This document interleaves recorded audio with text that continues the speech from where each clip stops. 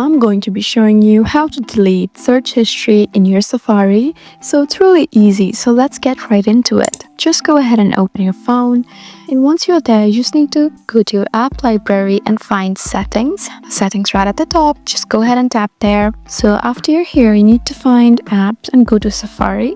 Scroll all the way down, tap on apps and type in Safari. If you don't want to do all of that, then you can just tap on search right at the top and type Safari. Tap on Safari right at the top and you should see something like this. And now you have multiple options here. Just scroll down till you find the option that says clear history and website data. Just go ahead and tap there. It's right below export. And now just select what history you would like to delete.